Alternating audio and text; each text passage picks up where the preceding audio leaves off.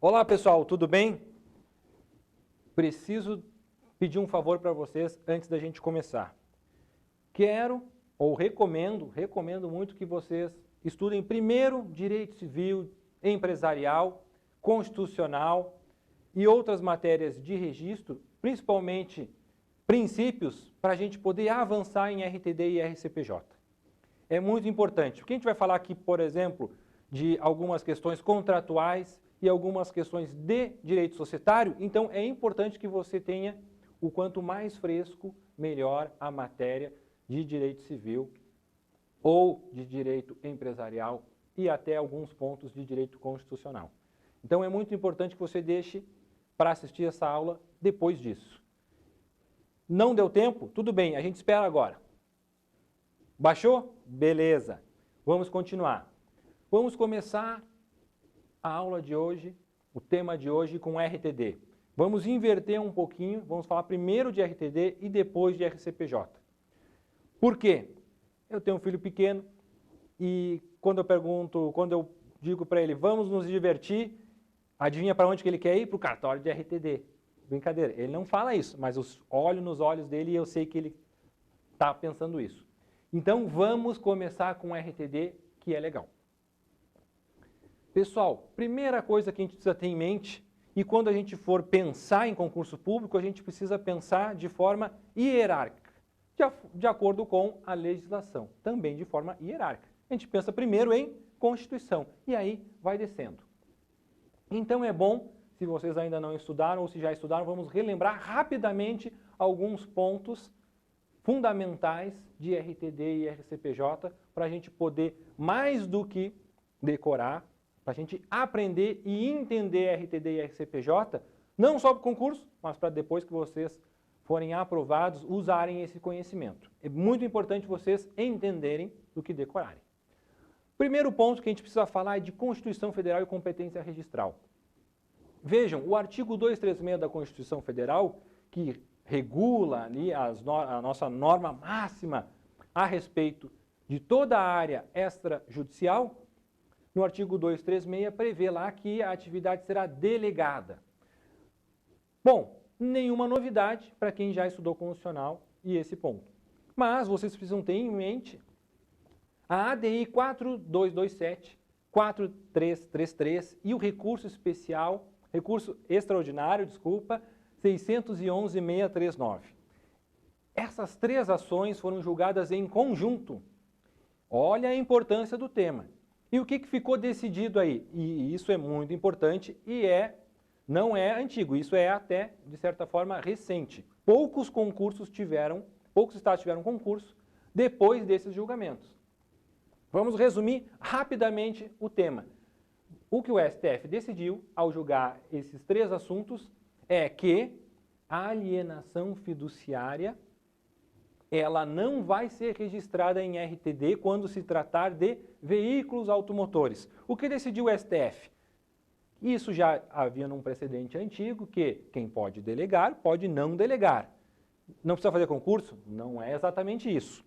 O que o STF concluiu é que a lei federal vai dizer o que é registro público e o que é extrajudicial para o nosso tema. Significa dizer que, se a Lei 9.503 definiu que a competência registral para registro de alienação fiduciária de bem móvel é perante a repartição competente de trânsito, a lei federal ela é constitucional, ou seja, não é a Constituição que vai dizer o que é o que não é registro público para fins da Lei 6.015 e para fins do que é concurso de cartório.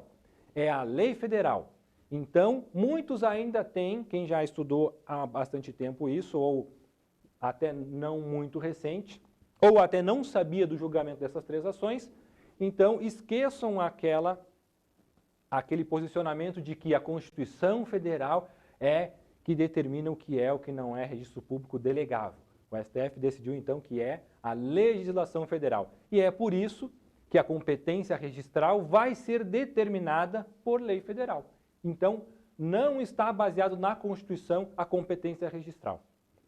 Beleza?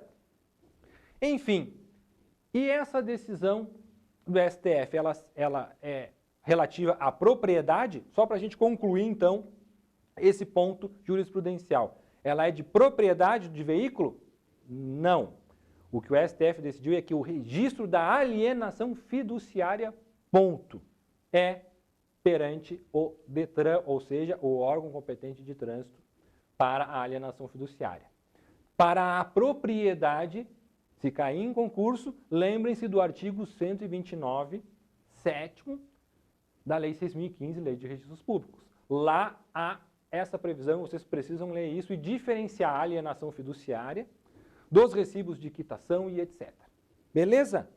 Esse ponto é fundamental para a gente entender que quem define, então, a competência não é o artigo 236, a competência registral, ela reside e ela está na legislação federal. Dito isso, a gente tem que demonstrar para vocês aqui quais são os demais registros que poderiam aí entrar em conflito com títulos e documentos. Como demais registros, nós temos a Lei 4.716 de registros genealógicos de animais, Lei 7565, que é o Código Aeronáutico, que trata dos registros das aeronaves, Lei 7652, que trata do registro de embarcações, mas tudo isso, nesse momento e para esse concurso, não importa porque não está no edital. Mas, propriedade industrial, que é também uma forma de registro e publicidade, está no edital. Lei 9279, propriedade industrial. Precisam saber disso. Lei 9.503, combinado então com o artigo 1361 do Código Civil, que traz o registro da alienação fiduciária no órgão competente. Então, vejam que a Lei 9.503, ela não está no edital. Mas a jurisprudência do tema, imagina, são 3 ações muito importantes. 2 ADIs e um recurso extraordinário, em decisão não tão antiga. Vejam a importância do tema. E, aliado a isso, nós temos a inserção do tema no 1361. Então, é importante que vocês saibam dessa legislação. E há que se falar aí que é um registro especial. Ele não é um registro de veículo, é um registro de direito. Enfim, o Código de Trânsito anterior, só para a gente aprofundar um pouquinho a mais, ele até tratava mais do que o atual sobre propriedade e registro dentro do DETRAN. A Lei 9.503 diminuiu essa abordagem registral de veículos e, com o Código Civil, ficou restrita, então, a alienação fiduciária. Se for cair em concurso, vai cair sobre alienação fiduciária, artigo 1361 do Código Civil, aliado com essas decisões do STF. Outra lei importante e que está no edital, Lei 9.610, de direito autoral. Então, esses 3 pontos é que podem cair numa prova e que estão previstos no edital. É importante que vocês saibam, então, desses temas, desses pontos. Beleza? Podemos avançar? Não conseguiu pegar o raciocínio, foi muito rápido, foi muito devagar? Não tem problema. Dá um pause, retorna o vídeo e avança depois. Dá uma lida no 1361, dá uma lida nas emendas da legislação, estuda depois, ou para agora, estuda lá primeiro e depois avança. Mas, uma dica, nós vamos falar um pouquinho de cada uma. Em relação à propriedade industrial, então, que é perante o INPI, o Instituto Nacional de Propriedade Industrial, Lei 9279, Lei 9.503, a gente já falou, e de direito autoral. Parece estar repetido isso? Ah, não, esse é só para dizer que isso está no edital. Beleza? Está no edital, tem que estudar. Bom, sobre direito autoral, Lei 9.610. Primeira noção que vocês precisam ter, e eu não quero invadir aqui a área de quem leciona sobre direito autoral, mas é um conceito básico e que a gente pode aqui dividir, que o registro de direito autoral, ele não confere autoria. O autor, ele é autor independente de registro, não é de quem registra primeiro. E não é de quem registra, é de quem efetivamente é o autor. Tenha ou não tenha prova, isso é questão probatória, mas o autor, ele não vai perder o seu direito, ele pode ceder o seu direito, mas o autor vai ser sempre autor. Então, isso é um conceito básico de direito autoral. E é importante que vocês saibam que a cessão do direito de autor, que é diferente da autoria, a cessão do direito de autor, ela vai ser registrada em 1, 2, 3, 4, 5 órgãos, ou ainda em outros, ou em RTD. Então vejam, na Lei 9.610, artigo 50, fala sobre registro de títulos e documentos. Então ele traz lá, facultativo, na Biblioteca Nacional, na Escola de Música, Escola de Belas Artes da Universidade do Rio de Janeiro, no Instituto Nacional do Cinema, nos conselhos federais ou ainda onde o Poder Executivo, mediante decreto, regular ou reorganizar essa competência, essa atribuição. Ou então em RTD. Beleza? Deem uma lida então nesse artigo, leiam um pouquinho mais, um pouquinho menos, igual o dicionário. A gente sempre lê um pouquinho mais, um pouquinho menos, vê se não tem outros tópicos importantes, mas é muito importante que vocês tenham conhecimento do artigo 50 da Lei 9.610, que é o mínimo de RTD que vai cair aliado a esses dois temas. Então vejam, geralmente uma matéria de direito empresarial aliada a RTD. Um outro ponto importante, artigo 19 da Lei 9.610, que a obra registrada segue o principal, ou seja, se a obra estiver registrada na Biblioteca Nacional, ou na Escola de Música, ou na Escola de Belas Artes, ou no Conselho Federal, seja de Engenharia, Arquitetura, ou até mesmo em outro órgão que o Poder Executivo determinar, as alterações, as averbações serão feitas naquele órgão. Então, uma vez estipulado, segue para lá. Beleza? Não pode inicialmente ser registrado uma sessão de direito autoral na Biblioteca Nacional e aí depois fazer uma nova sessão ou uma alteração dessa sessão de direito em RTD. Obra registrada segue o principal. Beleza? Lembrem da vaquinha e do bezerrinho. Bezerrinho vai atrás. Vamos avançar um ponto mais. Vamos adentrar agora em RTD mesmo. Vamos falar um pouquinho do histórico, que eventualmente, se vocês não estudaram, é importante que vocês saibam de onde é que vem, do que se alimenta o RTD. Beleza? Vou apresentar o meu amigo RTD para vocês então. Registro de documentos. Vamos falar de um pequeno histórico. A Lei Federal 973, junto com o Decreto 4.775, ambas legislações de 1903, fizeram o quê? Especializaram o registro de títulos e documentos e outros papéis. Antes, essas atribuições eram exercidas ou por oficiais, registradores hipotecários, ou por tabeliões. Não havia, então, uma distinção, uma separação tão exata, e não é tão exata assim, nós vamos ver, mas tende a ser cada vez mais, não havia uma separação tão exata como nós conhecemos hoje. Era um pouco misturado. Essa legislação deu uma especialidade em RTD. Mas, junto, ela trouxe também a denominação de ofício de registros especiais. E qual é a importância disso? E aí um ponto fundamental para que vocês possam compreender registro de títulos e documentos e registro civil de pessoas jurídicas que andam juntos, parecem irmãos gêmeos, que nesses registros especiais ficou determinado então que eles fariam também o registro das sociedades mencionadas no Decreto 173. E quais são essas sociedades? São as formadas com finalidade religiosa, finalidades morais, científicas, políticas ou recreativas. Vejam, algo muito semelhante ao que a gente já tem para determinação de sociedades simples. Surgiu aí, então, uma especialidade de um cartório, de uma serventia extrajudicial com dupla atribuição, os registros especiais. Então, o RTD, ele nasceu inicialmente como ofício de registros especiais, tanto que, em alguns estados, vocês verão nos códigos de divisão e organização do judiciário e até mesmo na denominação de muitos cartórios como registros especiais da comarca de tal lugar. Vem daí, dessa denominação.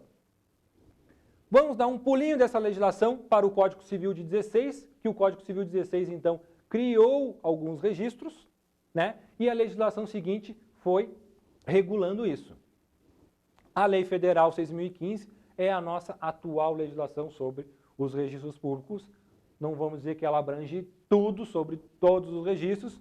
A gente já viu que há outros tipos de registro também, mas o RTD, ele nasce então desse histórico, ele nasce como um ofício de registro especial e nasce junto com o Registro Civil de Pessoas Jurídicas. E aí nós vamos começar a distinguir um pouco mais isso, beleza? Entendido esse pequeno histórico? Vamos avançar. Para vocês distinguirem dois pontos principais e básicos, distinguirem RTD e RCPJ, quando a gente ainda está caminhando no assunto, tenham em mente que quando a gente falar na prova ou em um estudo sobre apresentante, geralmente, não é regra absoluta, no direito é difícil achar uma regra absoluta, mas geralmente estamos falando de apresentante. Apresentante é RTD. E quando nós falarmos de presentante, isso mesmo, presentante, nós estamos falando de RCPJ. Representante ou representante. Mais especificamente, representante. Não sabe o que é? Volta lá em empresarial, em direito societário, dá uma lidinha e depois voltamos aqui. Entendeu agora? Apresentante, presentante, beleza? Regra geral, nós estamos falando disso. Outra característica fundamental para a gente distinguir registro de títulos e documentos para RCPJ, Registro Civil de Pessoas Jurídicas, nós estamos falando de regra geral, RTD, publicidade, e regra geral para RCPJ, nós estamos falando de constitutivo, ato constitutivo, nós estamos falando o quê? De constituir ou fazer nascer o direito, direito constitutivo. E direito publicitário em RTD. Entenderam as principais distinções que podem nos ajudar a entender RTD e RCPJ? É isso. Apresentante RTD, geralmente. Presentante RCPJ. Publicidade, uma função básica de RTD. E Constituição RCPJ. Beleza? Vamos avançar. Vamos entrar agora, então, especificamente no Código de Normas da Corregedoria Geral da Justiça do Estado de Santa Catarina. É a foto do STF. É o nosso STF, é a nossa Constituição, é o Código de Normas. Então, quando a gente for pensar em legislação estadual ou em normas estaduais, nós não temos como fugir do nosso Código de Normas. E aí nós vamos seguir uma certa hierarquia com o Código de Normas, eventuais alterações por provimentos, algumas circulares e etc. Então, nós temos aí, para ajudar vocês a lembrar, que a gente passa a falar agora de Código de Normas. A matéria não é tão extensa em RTD e em RCPJ no nosso Código de Normas, mas a gente vai falando disso e aliando, buscando, emendando e linkando com a legislação federal e vai ajudar vocês a entenderem um pouco melhor do que está nas normas. A primeira norma que a gente precisa trazer é o 432, que fala da identificação do nome da serventia. E aí vão perguntar, você trabalha onde? Você está fazendo concurso para quê? Para o cartório de pessoas jurídicas. O cartório de pessoas jurídicas, não. Em Santa Catarina, e pensem nisso, eles vão fazer um concurso para os ofícios de registros civis das pessoas jurídicas e de títulos e documentos. Das pessoas jurídicas. Mas na 6.015 não está assim. Vejam que essa denominação não é da 6.015, é da Lei 8.935 e é em razão dessa cronologia de legislação, ou seja, a lei mais recente, de onde provavelmente, creio eu, que o Código de Normas trouxe a denominação. Então é importante que vocês saibam já identificar corretamente a serventia. Eventualmente, acredito que não vai cair algo desse sentido, mas de acordo com a lei de registros públicos, as serventias serão denominadas assim, assim, assado. De acordo com o Código de Normas, é demais, mas vocês precisam saber da onde que vem as coisas. E aí vem da 8.935. Vai lá na 8.935 e vocês vão ver que a denominação está como aí. E na 6.015 está diferente. Uma outra distinção e que vai ajudar vocês a compreenderem os demais dispositivos e até mesmo entender por que tem algumas coisas no Código de Normas e por que não tem outras, e por que existe e por que não existe, é o livro protocolo. E isso tem mais a ver com a organização dos cartórios, ou seja, com o Código de Divisão e Organização Judiciária do Estado de Santa Catarina, do que propriamente com a lei federal. Por que eu digo isso? Porque, como eles nasceram juntos, são praticamente irmãos gêmeos, o registro especial acabou se dividindo, um se transformou em registro de títulos e documentos e o outro se transformou em registro civil de pessoas jurídicas. E se a gente for olhar 6.015, o que a gente não vai achar? A gente não vai achar livro protocolo para as pessoas jurídicas. E por que isso? Vamos lá na 6.015. Já começa lá que eles serão nomeados de acordo com o estabelecido na resolução sobre a divisão e organização judiciária do Estado e serão feitos.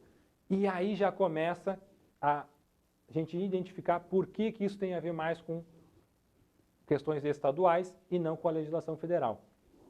Porque no artigo 2º da Lei de Registros Públicos, Lei 6.015, ali no seu inciso 2, ela fala que os serviços dos itens 2 e 3, ou seja, títulos e documentos e pessoas jurídicas, vai ser feito nos ofícios privativos, ou seja, no registro especial. E por isso, em alguns estados se fala em registro especial e não se fala em registro de títulos e documentos e pessoas jurídicas ou registro civil das pessoas jurídicas e de títulos e documentos.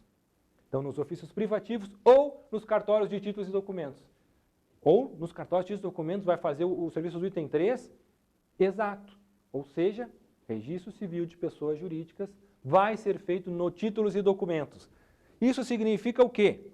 Que em alguns estados, e por exemplo, no estado do Paraná, o livro protocolo do títulos e documentos e do registro civil de pessoas jurídicas é o mesmo. Eventualmente, porque no Código de Divisão e Organização do Judiciário, ou porque não foi criado o registro civil de pessoas jurídicas, ou porque optou-se pela via legislativa da 6.015, ou seja, poderiam ser nos ofícios privativos, ou seja, aqueles irmãos que estão sempre juntos, ou um irmão carrega o outro. No caso, títulos e documentos vai carregar no seu protocolo todas as informações de pessoas jurídicas. Entenderam, então, o protocolo unificado? Aplica-se o protocolo unificado de acordo com a previsão legislativa, assim, assado, em Santa Catarina, de acordo com o Código de Normas? Não, nosso protocolo é diferente. Então, já começamos aí e agora nós sabemos, então, por que tem um protocolo diferenciado em Santa Catarina, para distinguir essa questão. Beleza? Vamos avançar mais um ponto. 597 é o primeiro tópico do título de registro de títulos e documentos previsto no Código de Normas. E vocês vão ver que está lá duas alíneas revogadas. E o que é isso? Não precisa correr atrás. Já trouxe para vocês aqui. Ele trazia a previsão de arrendamento rural que subiu para o caput e união estável, que foi revogada, muito provavelmente pela existência do provimento 37 do CNJ, que traz então a previsão de registro da união estável no livro E. Walter Seneviva já falava isso há muito tempo, o Código de Normas optou pelo registro em títulos e documentos, depois, com o provimento 37 do CNJ, houve então a fixação, digamos assim, em âmbito nacional, para que os atos de união estável fossem registrados no livro E. Houve a alteração do Código de Normas e o 597 passou então a trazer o arrendamento rural no caput e simplesmente revogou a previsão de união estável em títulos e documentos. Esse relato talvez caia em segunda fase. Em primeira fase, é importante que vocês saibam que provimento 37 do CNJ, união estável, livro E, registro civil de pessoas naturais, por disposição do provimento CNJ. Ah, não está lá, não está no edital, ou está no edital. Vocês precisam saber isso, marcar e avançar. Não dá para fazer prova pensando em recorrer porque tal tema tal ou tal tema não está no edital. Beleza? Vamos avançar então para a gente esmiuçar ou tentar pegar o máximo possível de cada artigo. 598. Pessoal, começamos com o primeiro e é bom a gente fixar aqui já um entendimento. Alguns artigos, eles já são autoexplicativos, ou seja, já tem um entendimento ali. E se ele não tiver uma história, se ele não tiver uma fofoquinha para nos contar, se ele não tiver nada para agregar, a gente vai só fazer uma menção por ele e vai avançar. Mas nós vamos falar sobre todos. Em alguns a gente vai demorar um pouquinho mais, assim como esse que a gente comentou, e relembrar áreas, pontos de outras áreas, como é esse caso do inciso 2 do 597, que consta lá revogado no Código de Normas, mas que é bom e não é demais a gente reforçar outros pontos. Então, lembrem disso, aquilo que for autoexplicativo, não tiver história, não tiver fofoca, não tiver qualquer interesse, a gente vai passar adiante. 598. O 598, ele trata, então, da transcrição facultativa, ou seja, do 127.7 da 6.015, que fala que será feito apenas para conservação do documento. A gente sabe que não é para apenas conservação do documento. Nenhum registro em RTD vai ser simplesmente conservatório. Ele, querendo ou não, e por expressa determinação de lei, ele também é público. E aí é uma questão de segunda fase. Todo registro em RTD, ele é efetivamente público? Ele pode ou não pode ter algumas reservas? Segunda fase. Mas, importante que você saiba, que no 598 ele traz que é para conservação do documento. Se o enunciado trouxer, de acordo com a 6.015, registro em títulos de documentos tem as funções assim, assim, assado, sigam a 6.015. Se ele trouxer, de acordo com o Código de Normas, vai no Código de Normas. O registro facultativo, ele é apenas para a conservação do documento. Beleza? E o ato não prejudicará a competência de outra serventia. Vamos analisar isso em conjunto com o artigo seguinte, que é o 598-A, devendo o oficial orientar, então, o interessado a respeito da particularidade do quê? De que, embora registrado em títulos e documentos, para apenas do efeito de conservação, ele não pode prejudicar a competência de outra serventia. E aí é importante que vocês saibam o contexto desses temas, que a gente vai passar desse artigo e alguns, e eventualmente mais adiante, e até em RCPJ. Havia em Santa Catarina a previsão de registros de pessoas jurídicas em títulos e documentos. Alguns colegas faziam isso por falta de previsão normativa e, eventualmente, até por falta de previsão legislativa. Então, vocês vão passar a entender, mas isso parece um pouco básico, mas é importante que vocês saibam o porquê de algumas redações nos artigos seguintes e por que há essas especificações. O contexto é o seguinte: havia, então, alguns registros de pessoas jurídicas que eram realizados em títulos e documentos. Com essas alterações do Código de Normas, passou-se então a dizer que registro civil de pessoas jurídicas vai ser todo feito ele em registro civil de pessoas jurídicas. E a gente vai ver uma disposição específica nesse contexto que fala sobre isso. E títulos e documentos veio então a dizer, olha, não vai prejudicar a competência de outra serventia, porque alguns atos, eles simplesmente podem não ter nenhuma conexão ou muita pouca conexão com o registro de pessoas jurídicas. E o interessado ele tem muito mais interesse na conservação no documento do que propriamente no registro civil de pessoas jurídicas. Então é importante que em um determinado ato isso fique esclarecido para a parte, embora geralmente a busca, quando ele vai para um registro mais específico e teoricamente mais afetado à sua área, eventualmente quando o interessado ele ainda assim quer o registro de documentos, a gente precisa alertar ele. Beleza? Vamos avançar. E aí o contexto da alteração que a gente mencionou. Que é vedado efetuar no registro de documentos o depósito, o registro e a verbação de qualquer título atribuído a outra serventia, em razão da especialidade ou territorialidade. Vejam, em razão da especialidade, por quê?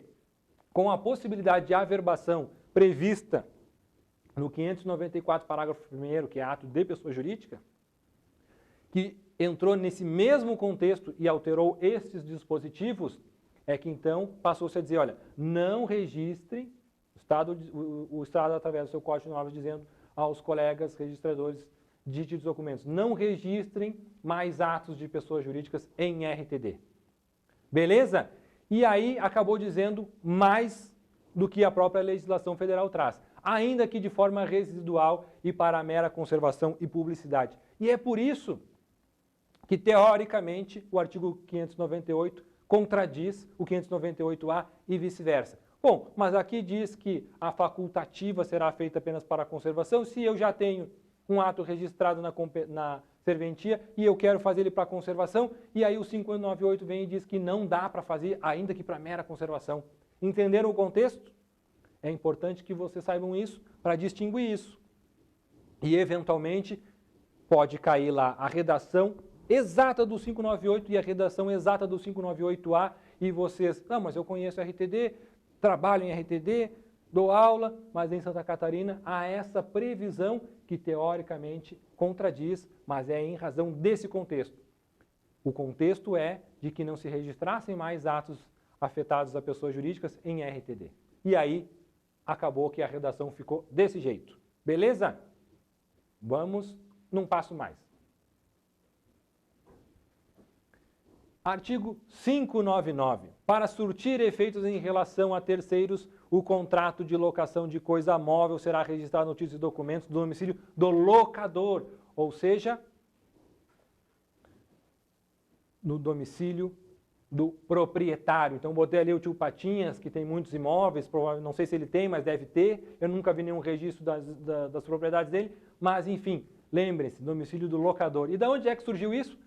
Do artigo 576, parágrafo 1º do Código Civil, que o contrato de locação de coisa móvel vai ser registrado no ofício do domicílio do locador. Essa disposição estava no inciso 1º e vai constar lá como revogado. Por quê? Porque ela subiu para o caput. Beleza? Houve uma mini reforma do Código de Normas que trouxe esses apontamentos e aí vocês vão entender por que que também tem o inciso 2 revogado e a gente já comentou sobre isso. Porque quando houve essa mini reforma no Código de Normas, já havia a edição do provimento 37 do CNJ, que traz, então, que as escrituras públicas e as sentenças que tratam de união estável sejam registradas no livro E de Registro Civil de Pessoas Naturais. Beleza? Entenderam isso? Não precisa correr atrás do porquê que foi revogado, o que constava ali, a gente já traz aqui para vocês, já relembra com Código Civil. E não esqueçam, embora haja uma previsão de registro na Lei 6.015, lembrem-se daquelas questões específicas, como a questão do contrato de locação de coisa móvel, que está lá no 576, parágrafo 1º do Código Civil, que ele traz obrigatoriamente como domicílio do locador, e não do locatário, do locador. Beleza? Vamos avançar mais um ponto. O documento remetido via fax. Tem gente que nem sabe o que é fax, não conheceu, não viu e agora está vendo aqui. O documento remetido via fax somente poderá ser admitido a registro quando tiver por finalidade a autenticação da data. Vejam então o artigo 590, inciso 4º do Código de Normas, que também fala do fax. E aí, o importante para nós é o parágrafo único, que o ato deverá ser convalidado no prazo de 10 dias com a apresentação do original sob pena de nulidade e cancelamento do registro. Isso significa o quê? Enviar um documento via fax é um problema, porque há pessoas que nem sabem o que é fax. Fax é um aparelhinho que a gente botava um documento e saía lá na outra ponta do telefone e saía um documento igual, facsímile. É possível que seja enviado então para o cartório um documento via fax para autenticação de data. É feito um registro prévio que ele precisa ser convalidado no prazo de 10 dias, ou seja, precisa apresentar aquele documento original que foi enviado via fax, precisa apresentar sobre 10 dias sob pena de nulidade de cancelamento. E aí, lembrem-se então de uma outra forma ou de uma nova opção de cancelamento de registro em títulos e documentos, além daquela prevista na Lei de Registros Públicos, artigo 164, que trata que o cancelamento pode ser feito, né,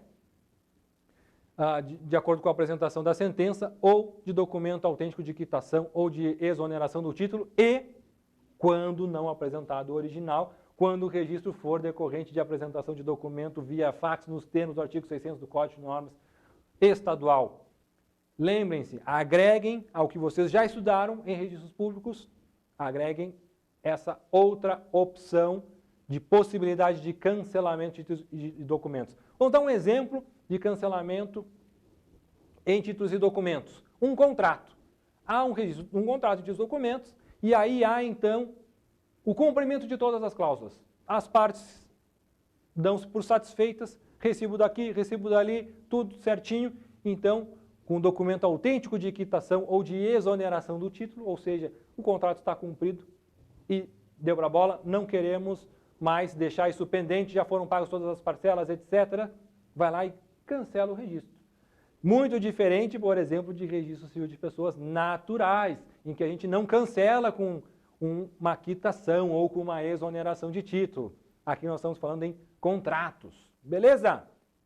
Pessoal, Vamos fazer um pequeno intervalinho então, para a gente seguir adiante com os demais pontos. Obrigado, até logo.